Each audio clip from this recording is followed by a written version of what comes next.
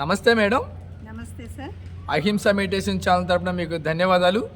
Thank you sir. ముందుగా మీ పేరు, మీరు ఎక్కడి నుంచి వచ్చారో మీ ఊరి పేరు చెప్పండి మేడం. నేను బళ్ళారి నుండి వచ్చాను సార్. నా పేరు గీతా యాదవ్ అని. నేను ఈ ధ్యానానికి వచ్చేసి 17 సంవత్సరాలు దాటుతుంది సార్. Okay madam. మీరు ధ్యానం ముందు జీవితం మీరు ఎట్లా ఉండేవాళ్ళు, ధ్యానం తర్వాత జీవితం ఎట్లా ఉంది మేడం చెప్పండి మేడం. ఒక్క మాటలో చెప్పాలంటే ధ్యానానికి ముందు నా జీవితం గొంగళి పురుగు, ధ్యానం తర్వాత నా జీవితం సీతాకోక చిలుక. ఓకే. మీరు ధ్యానం ముందు మాంసాహారులా మేడం బై బర్త్తో? పక్క మాంసాహారం సార్. చెప్పండి మేడం దాని గురించి. ధ్యానం తర్వాత శాకాహారులు అయ్యారా? అవును సార్. ఆ రెండు చెప్పండి మేడం. ధ్యానానికి వచ్చిన 3 నెలలకు నేను వచ్చినా కూడా తినేవాళ్ళము. బాగా తినేవాళ్ళ మేడం, తక్కువ తినేవాళ్ళ? లేదు సార్, చాలా. అంటే మేము మహారాష్ట్ర వాళ్ళం. ప్రతి పండగకు మేము నాన్ వెజ్ వండుతూ ఉంటుంది. చాలానే ఎక్కువ తినేవాళ్ళం. అంటే మహారాష్ట్ర వాళ్ళు శాకాహారులు అంటారు కదా మేడం మీరు? లేదు, మరాఠీస్ బాగా తింటారు సార్. మహారాష్ట్రలో మేడం? Sir okay. బాగా తినేవాళ్ళమే మేము. ఎక్కువనే తినేవాళ్ళం. అందులో నాకు ముఖ్యంగా ఒంట్లో బాగాలేదనేసి ఆరోగ్యం కోసం, బలం కోసం అని ఇంకా ఎక్కువ చేసి పెట్టేవాళ్ళు.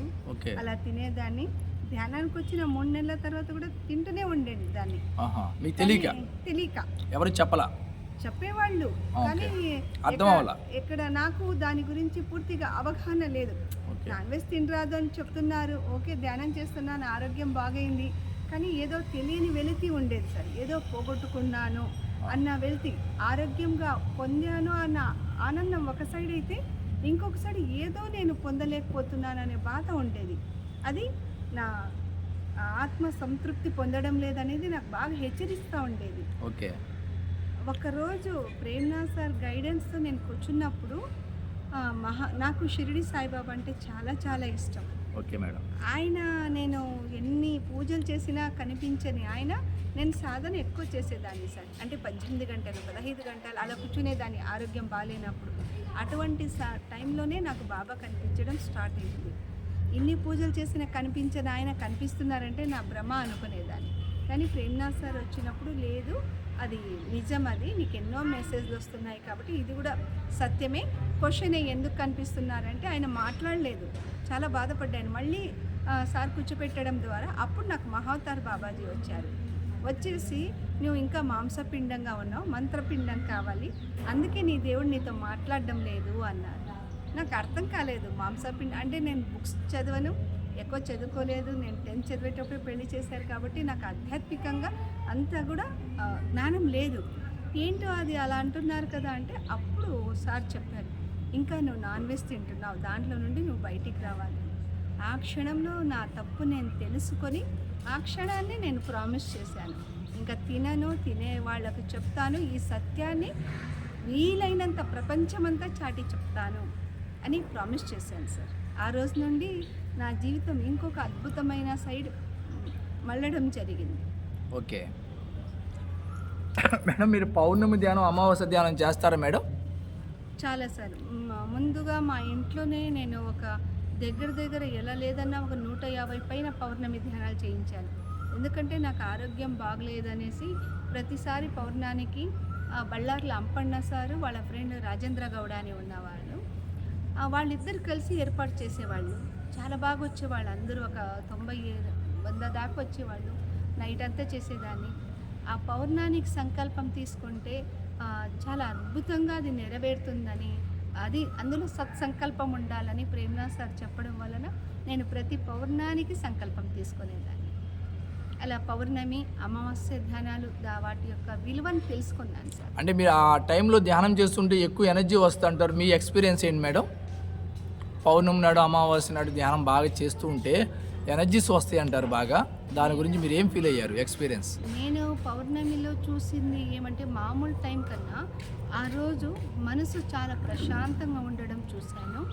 తర్వాత ఆలోచనలు ఎప్పుడైతే మనం ధ్యానానికి కూర్చుంటామో ఆ రోజు నాకొచ్చిన అనుభవం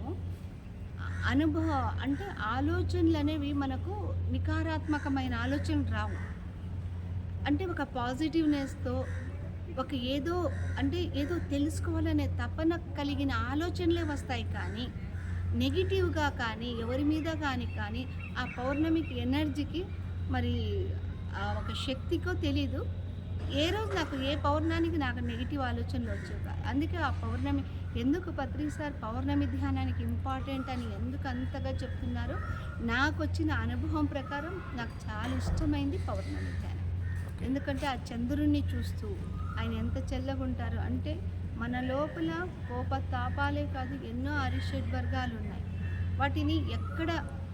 వాటిని మొత్తం వదలాలని కాదు, కానీ ఎప్పుడు మన జీవితంలో ఎలా ఉపయోగించుకోవాలి అనే జ్ఞానాన్ని పౌర్ణమి ధ్యానంలో నేర్పిస్తుంది అనేది నేను చూశాను సార్. అలాగే అమావాస్య ధ్యానంలో మన లోపల, అంటే అమావాస్య అంటే చెడు అంటూ ఉంటారు, ఆ చెడు మన లోపల ఉండే చెడును తీసేయడానికి అమావాస్య ధ్యానం అనేది పెట్టారు సార్ అని. ఓకే మేడం, బాగుంది మేడం. పిరమిడ్లో ధ్యానం చేస్తుంటే ఎట్లా ఉంది మేడం మీకు? పిరమిడ్లో ధ్యానం చేసేటప్పుడు, బయట చేసేటప్పుడు ఏదో ఒక లోన్లీగా అంటే చేస్తున్నాం ధ్యానం, ఓకే బాగుంటుంది, డీప్లో కొద్దిసేపు వెళ్ళడం, మళ్ళీ అవేర్నెస్ రావడం. కానీ పిరమిడ్లో చేసేటప్పుడు మనతో పాటు ఎన్నో వేల మంది మాస్టర్స్ కూర్చున్నారన్న ఫీలింగ్ వచ్చేది. ఆ పిరమిడ్ శక్తిని అతి త్వరగా నేను ఆ ఎనర్జీని రిసీవ్ చేసుకోవడం చూశాను. అంటే ఆ స్పర్శ కానివ్వండి, ఆ ఎనర్జీ ఎలా ఫ్లో అవుతుంది అంటే బాడీలో అప్పుడే మనకు తెలుస్తుంది కదండి, బాడీలో చేంజెస్ ఎలా అంటే మనం మామూలుగా ఉన్నప్పుడు ఆ ఎనర్జీ వచ్చేటప్పుడు బాడీలో స్పందన కలుగుతుంది. అటువంటి స్పందన నేను పొందాను. పిరమిడ్ శక్తి అద్భుతమైన శక్తి అది. ఓకే మేడం, మీరు పుస్తకాలు చదివారా మేడం ధ్యానం సంబంధించినవి? నేను ఒకసారి న్యూ ఎనర్జీ పుస్తకం ఒక 4 పేజీలు చదివాను సార్, అంతే. పుస్తకాలు నేను చదవను, ఓకే, ఎక్కువ బయట ప్రచారంలో ఉంటాను. పత్రి సార్తో మీ ఎక్స్పీరియన్స్ ఏంటి మేడం? పత్రి సార్తో ఎక్స్పీరియన్స్ అంటే చాలా ఉన్నాయి సార్. ఆ మహానుభావునితో అంటే ఆయన్ని మొదటిసారి చూసినప్పుడు నేను గురువుగా ఆయన్ని స్వీకరించలేకపోయాను. అంటే నా దృష్టికోణంతో నేను ఆయన్ని స్వీకరించలేకపోయాను. తర్వాత ఆయన దగ్గర ఉండి ఆయన ఒక ఆరాలో నేను కనెక్ట్ అయినప్పుడు, ఆయన ఎవరు అని తెలుసుకున్నప్పుడు, ఆయన ఈ భూమాతకి ఒక ముద్దు బిడ్డలాగా మన లాంటి వాళ్ళ కోసమే ఆ భూమాత మనకు గాడ్ గిఫ్ట్ అంటారు కదా, మన లాంటి వాళ్లకు మన జీవితాలకు ఒక అర్థాన్ని తెలియజేయడానికి అటువంటి మహానుభావుడు దిగినాడని నేను నా జ్ఞాన ప్రకారం తెలుసుకున్నాను. ఆయనతో అనుభవం అంటే చాలా చాలా అనుభవాలు సార్.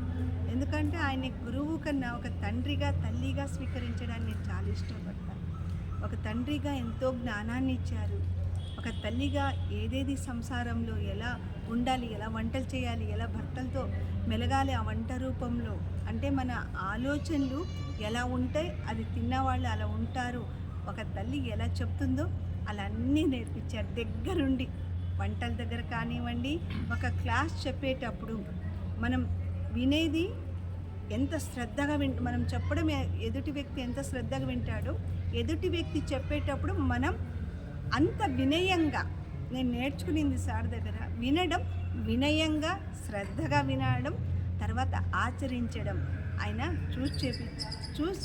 చెప్పించారు, అట్లా అంటే చేసి చూపించారు. దాన్ని నేను చాలా ఇష్టంగా నా జీవితంలో అలవర్చుకుంటున్నాను. అలాగే ఆయనతో అనుభవాలు అంటే చాలా ఉన్నాయి సార్.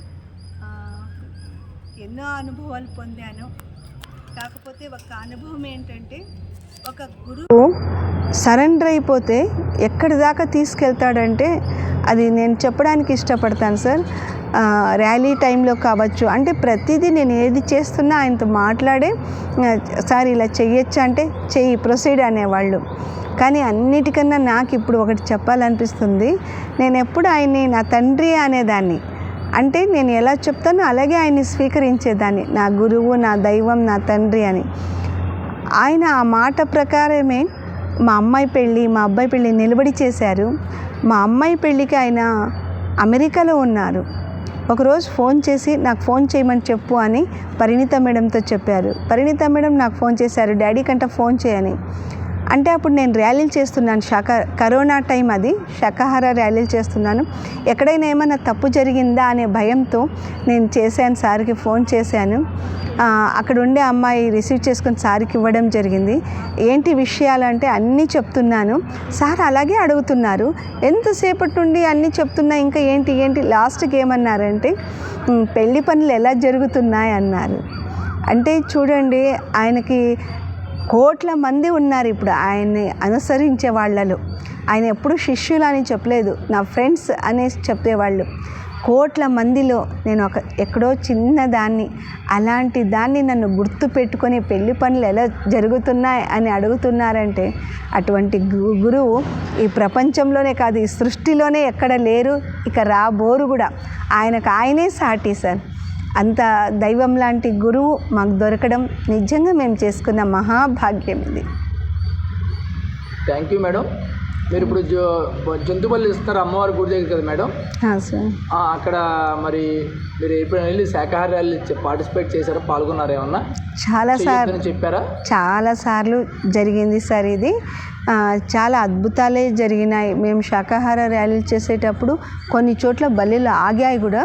బళ్ళారిలో ఆంధ్రాలని ఉంది, అక్కడ ఇలాగే ర్యాలీ జరుగుతూ ఉంటే అక్కడ ఒక అమ్మవారు ఉంది, ఆ అమ్మవారికి బలి ఇవ్వాలి, అవి ఆపేయాలని మేమందరం శాకాహారాలు చేస్తామంటే ఒక తాండా ఆవిడ వచ్చేసి అమ్మవారు పూనినట్లుగా చేసి నాకు బలి కంపల్సరీ కావాలి, లేదంటే మీకంతా వేరే విధంగా చేస్తాను అది అనడంతో కూడా మా ధ్యానం ఇచ్చిన ధైర్యంతో అమ్మవారు అంటే ఆ ఎదుట ఉండేది ఎనర్జీ, ఎటువంటి ఎనర్జీ అని తెలుసుకోగలిగే గొప్ప జ్ఞానాన్ని పత్రిసారి ఇచ్చారు.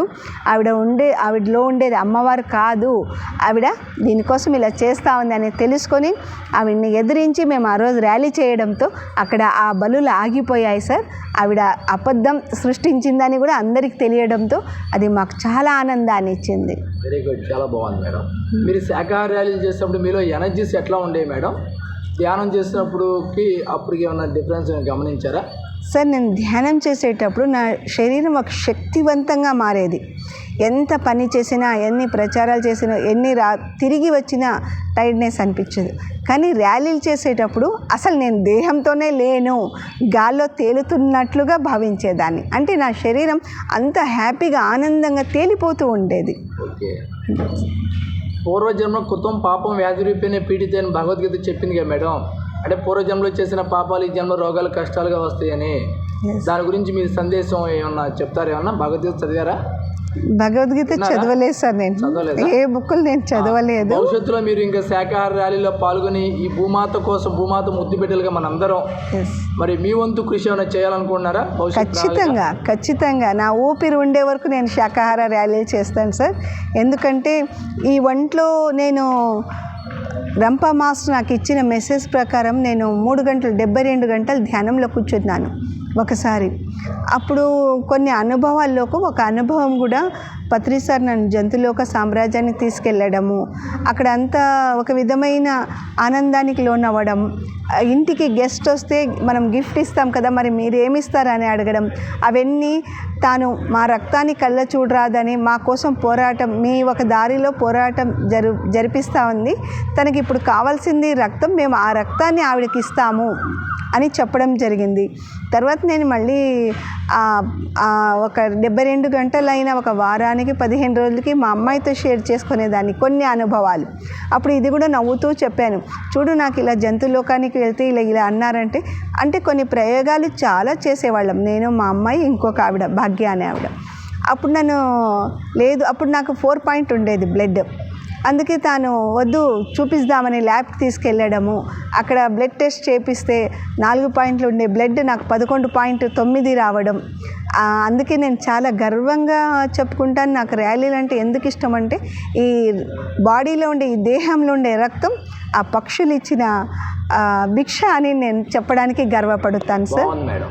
మేడం పత్రిసారి చెప్పాను, నువ్వు ధ్యానం చేయకపోయినా పర్లేదు, నువ్వు శాకాహారి కారా బాబు, నీ కాళ్ళు మొక్కుతా, నీ దండం పెడతా అన్నారు. దాని గురించి మీ అభిప్రాయం మేడం, ఎందుకన్నారు అట్లా? ఖచ్చితంగా సార్, ఎందుకంటే ఒక జీవిని చంపి ఆ రక్త మాంసాలు మనం తింటున్నామంటే మనం మానవులు అనిపించుకుంటున్నాం, కానీ మానవుల రూపంలో ఉండే రాక్షసులుగా మారుతున్నాం. ఆ ఒక విష పదార్థాన్ని తిని రాక్షసులుగా ప్రవర్తిస్తున్నాం. సార్ ధ్యానం చేయకపోయినా పర్వాలేదు అని ఎందుకంటున్నారంటే, కనీసం మనిషిగానే జీవిస్తావు కదా, మానవత్వంతోనే జీవిస్తావు కదా. నువ్వు ధ్యానం చేస్తే దేవుడు అవుతావు, కానీ నీకు అది టైం పట్టొచ్చు. కానీ ఫస్ట్ నువ్వు మనిషిగా జన్మ తీసుకున్నందుకు ఆ మానవత్వంతో జీవించు. ఆ రక్త మాంసాలు తినద్దు. ఆ ప్రాణాలు వదులుతూ చివరి క్షణాల్లో కన్నీళ్లు కారుస్తూ భయంతో తన దేహాన్ని విషాన్ని చేసుకుంటుంది. అటువంటి విషాన్ని నీ కడుపులో పంపి నీ దేహాన్ని విషమయం చేసుకొని ఆ ఒక నీ ఆలోచన రూపంలో విషాన్ని బయటకు తీయద్దు అనే ఒక ఉద్దేశంతో ఆయన అలా చెప్తున్నారని నా జ్ఞానం ప్రకారం నేను తెలుసుకున్నాను సార్. బాగుంది మేడం.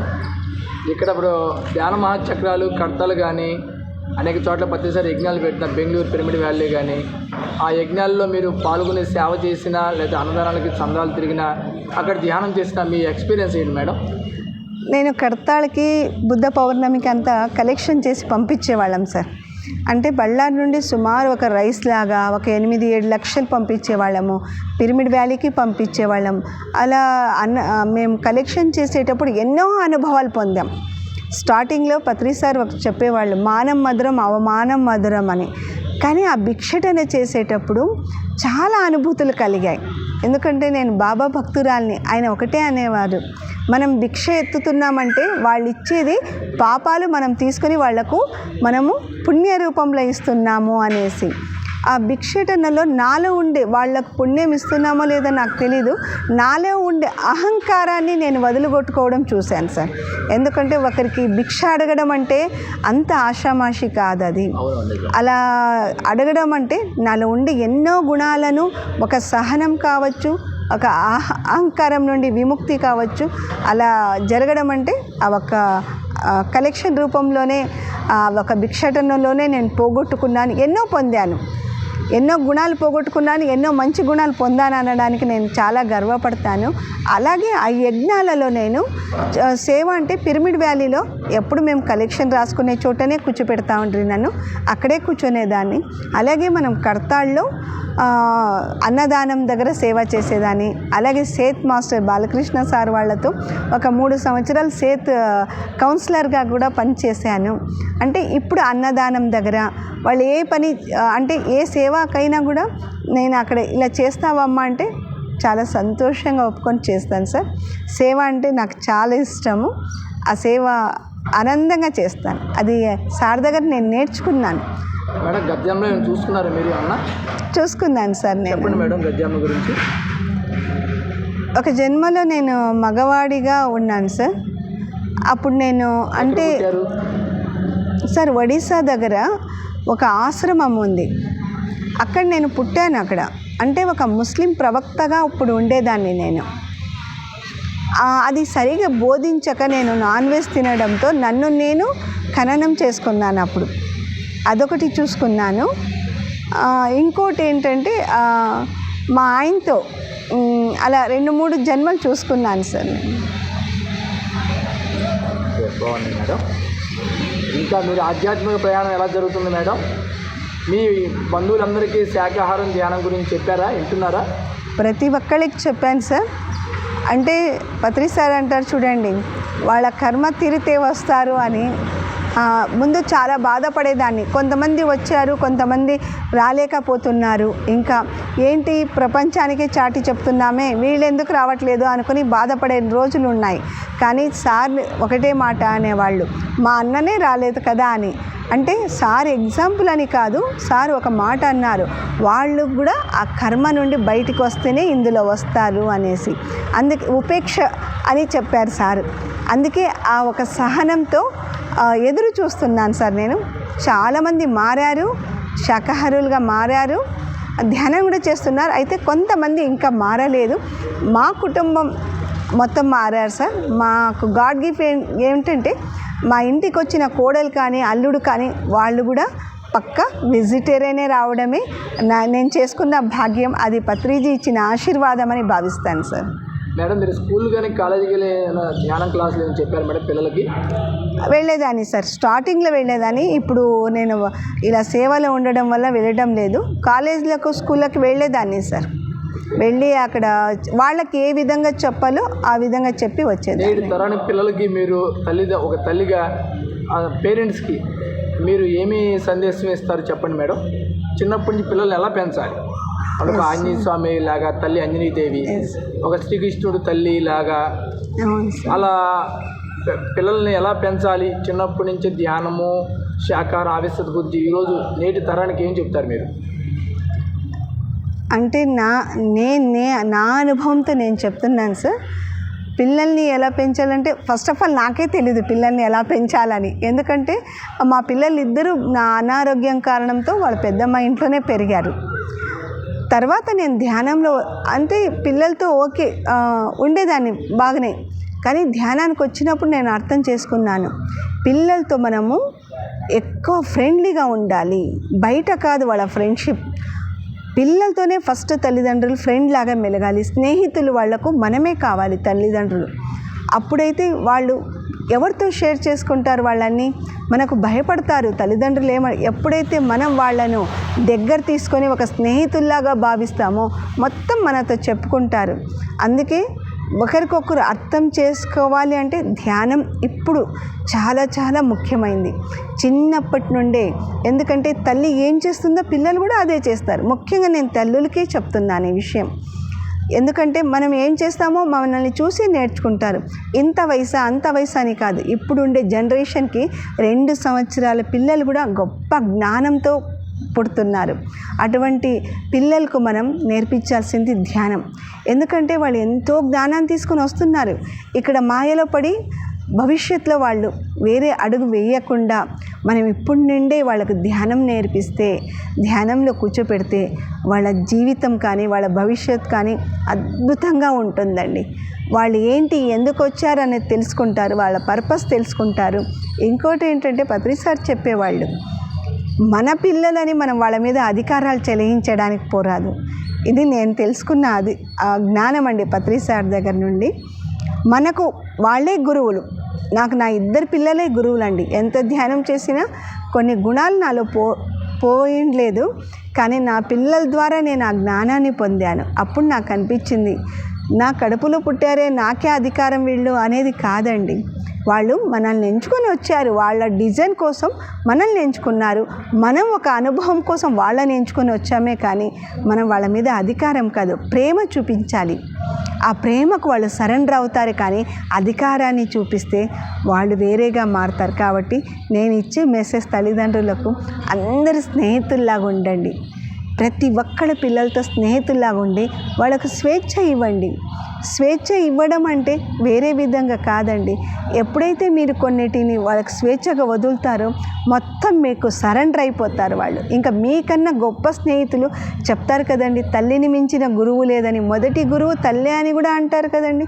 మరి అలాంటప్పుడు మనం మన పిల్లల్ని అలా దగ్గర తీసుకున్నప్పుడే వాళ్ళు మొత్తం మనతోనే పంచుకుంటారు. మొట్టమొదటిగా అన్నీ కూడా మనతో పంచుకుంటూ ఉంటారండి. కాబట్టి ప్రతి తల్లిదండ్రులు చిన్న పిల్లల్ని చిన్నప్పటి నుండే ఒక స్నేహితుల్లాగా వాళ్ళతో హాయ్ ఫ్రెండ్స్ అని మాట్లాడుతూ ఉండండి. వాళ్ళలో ఆ ఒక కనెక్టివిటీ, స్నేహితుడు అనగానే ఒక బంధం అండి. మన పిల్లల కన్నా పేరు పెట్టి పిలిచే కన్నా మీరు హాయ్ ఫ్రెండ్ అనండి. హాయ్ అని చెప్పంగానే ఆ ఒక హృదయానికి తాకే ఆనందమైన అనుభూతిని పిల్లలు పొందుతారు. ఎందుకంటే నేను ధ్యానంలో వచ్చినప్పుడు మా 2 పిల్లలు నాకు స్నేహితులు అయ్యారండి. ఆ అనుభవంతోనే నేను మీకు చెప్తున్నాను. Thank you madam. చక్కటి అమూల్యమైన జ్ఞానాన్ని ఎక్కడో కర్ణాటక బళ్ళారి నుంచి వచ్చి అహింస మెడిటేషన్ ఛానల్కి మీ చక్కటి అమూల్యమైన జ్ఞానాన్ని ఇచ్చేందుకు ధన్యవాదాలు. అహింస మెడిటేషన్ ఛానల్ ఇప్పుడు యూట్యూబ్ ఛానల్ మేడం. శాకాహార భూలోకం కోసం బ్రహ్మర్షి పత్రిజీ బంగారు కళ శాకాహార భూలోకం, పిరమిడ్ ధ్యానులు బంగారు కళ శాకాహార భూలోకం, సమస్త గురువులు బంగారు కళ శాకాహార భూలోకం, గాంధీజీ బంగారు కళ శాకాహార భూలోకం. దానికోసం స్థాపించబడిన ఛానల్ అహింస మెడిటేషన్ ఛానల్. ఇప్పుడు ప్రస్తుతం యూట్యూబ్ ఛానల్, పిఎంసి ఛానల్ ఎలాగో శాటిలైట్ ఎలాగో భవిష్యత్తులో ఇది శాటిలైట్ ఛానల్ కావాలని శాకాహార భూలోకం కోసం, విశ్వ కళ్యాణం కోసం, స్థాపించబడిన ఛానల్. ప్రస్తుతం దీన్ని ఈ యూట్యూబ్ ఛానల్ సబ్స్క్రైబ్ చేయండి, షేర్ చేయండి, లైక్ చేయండి. Thank you madam. తథాస్తు సార్. నాకు ఇటువంటి గొప్ప అవకాశం ఇచ్చిన మీకు ఎంతో హృదయపూర్వకంగా ధన్యవాదాలు చెప్పుకుంటున్నాను sir. Thank you sir. Thank you madam.